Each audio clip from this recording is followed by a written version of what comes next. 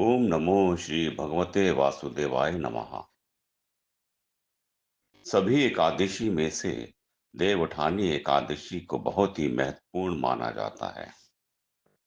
इस शुभ तिथि पर भगवान विष्णु जागते हैं और मांगलिक कार्यों की शुरुआत होती है। मान्यता है कि वे इस व्रत को सच्चे मन से करने से विष्णु जी की कृपा प्राप्त होती है और साथ ही इस व्रत की कथा का पाठ करने से जीवन खुशहाल बनता है।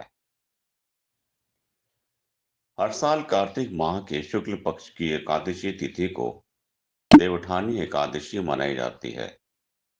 इस तिथि पर जगत के पालनहार भगवान विष्णु और मां लक्ष्मी की पूजा अर्चना करने का विधान है। साथ ही सभी पापों से छुटकारा पाने के लिए भी व्रत भी किया जाता है। देवउठानी एकादशी के दिन व्रत कथा का पाठ जरूर करना चाहिए। आइए पढ़ते हैं देवउठानी एकादशी की व्रत कथा। एक समय एक राजा था। उसके राज्य में सभी एकादशी का व्रत करते थे। एकादशी के दिन पूरे राज्य में किसी को अन्न नहीं दिया जाता था। एक दिन एक व्यक्ति नौकरी मांगने के उद्देश्य से राजा के दरबार में आया।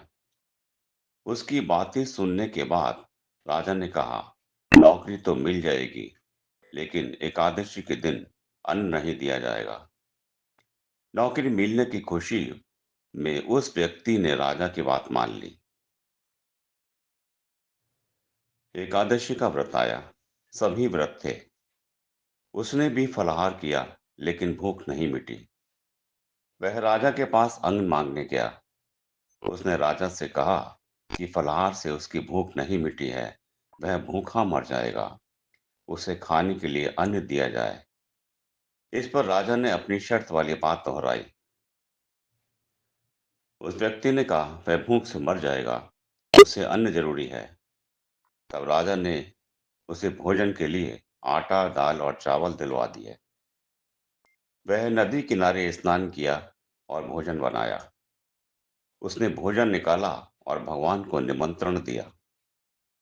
तब भगवान विष्णु वहां आए और भोजन किया, फिर चले गए। वह भी अपने काम में लग गया। फिर दूसरे मास की एकादशी आई। इस बार उसने अधिक अनाज मांगा। राजा ने कारण पूछा तो उसने बताया कि पिछली बार भगवान ने भोजन कर लिया था, इसलिए वह वो भूखा रह गया। इतने अनाज से दोनों का पेट नहीं भरता। राजा चकित थे। उनको इस व्यक्ति की बात पर विश्वास नहीं हुआ। तब वह राजा को अपने साथ में लेकर गया। उसने स्नान करके भोजन बनाया और भगवान को निमंत्रण दिया। लेकिन इस बार भगवान नहीं आए। वह शाम तक भगवान का इंतजार करता रहा। राजा पेड़ के पीछे छिपकर सब देख रहे थे। अंत में उसने कहा कि हे भगवान, यदि आप भोजन करने नहीं आएंगे तो मैं नदी में कूदकर अपनी जान दे दूंगा। भगवान के ना आने पर उसने नदी की ओर जाने लगा। तब भगवान प्रकट हुए। उन्होंने भोजन किया। फिर उस पर भगवत कृपा हुई और वह प्रभु के साथ उनके धाम चला गया। राजा को ज्ञान हो गया कि भगवान को भक्ति का आडंबर नहीं चाहिए। वे सच्ची भावना से प्रसन्न होते हैं और दर्शन देते हैं। इसके बाद से राजा भी सच्चे मन से एकादशी का व्रत करने लगे। अंतिम समय में उनको भी स्वर्ग की प्राप्ति हो गई।